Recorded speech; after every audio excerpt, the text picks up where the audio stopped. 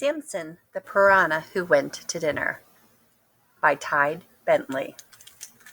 You can see it has the Bethel Park Public Library Kids Pick Award on the front. It was one of the books that we used for our Kids Pick program in 2018. So when you are first graders, my friends, you'll get to enjoy the Kids Pick program. Oh, and there's all the plates and napkins and silverware. Samson was a rather adventurous fellow. Does anybody know what kind of fish he is? He's a piranha. While other piranhas stayed close to home, he wanted to explore far and wide. And while they stuck to the same old routine, Samson liked to get out and try new things. "Excuse me, would you like to play a game of tennis?" "No." "How about a trip upstream?" "No." Most of all, Samson dreamed of eating fine food in the fanciest restaurants.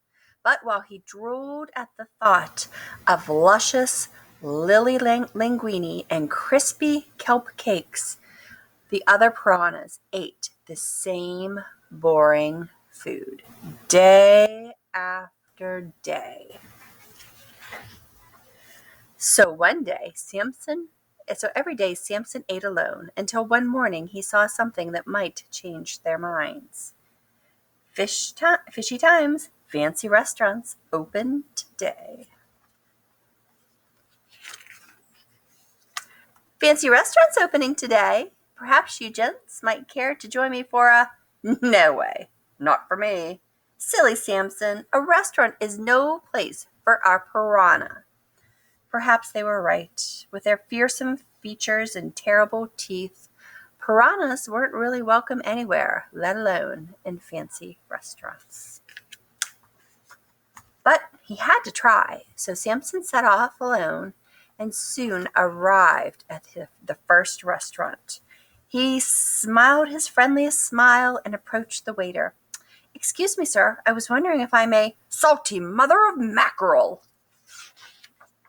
"Piranha!"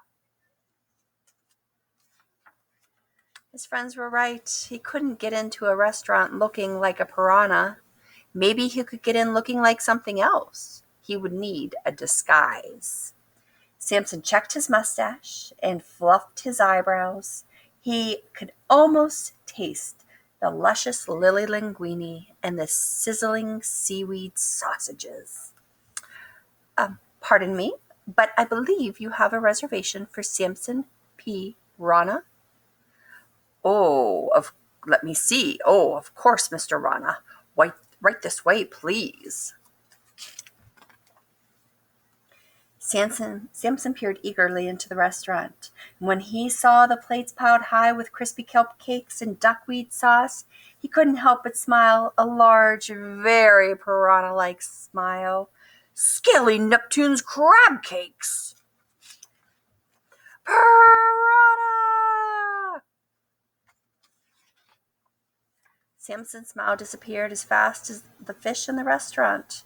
If he couldn't get into a restaurant, he didn't fit in at home. Samson felt more alone than ever. There was only one more restaurant, one more chance for a fancy meal. This time, he would have to make sure his costume was perfect. "This is it," thought Samson. He nervously swam up to the final restaurant.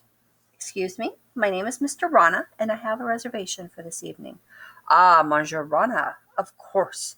Right this way, please." "Would you like to sample some creamy crab souffle, or perhaps some crispy kelp cakes?" Samson's mouth watered. Had he finally made it? "Please, sir, allow me to take your hat." Samson couldn't believe it. His dream was just about to come true. But just then, "For the love of smoky sea bass!" "Piranha!" But this time the fish scattered this way and that, taking their delicious cupcakes and souffles with them, Samson realized he wasn't the only fearsome fish who wanted to dine out on fancy food. And with his new friends came a new idea. They would open their own fancy restaurant, one where the food was so good that this time it wasn't Samson wearing the disguise. There's all the other fish from the stories. The end. So boys and girls, our activity for this story is going to be, I want you to use your imaginations, and I want you to spend a little time playing restaurant today. And if you were going to have your own restaurant, what kinds of things would you have at your restaurant? Would it be all your favorite foods? Would you make a pizza restaurant, or would you have a macaroni and cheese restaurant? All the things that you would do. And if you don't have the things at home to play restaurant, then maybe you could draw a picture of your restaurant that you would like to have someday. I hope you enjoyed our story, boys and girls.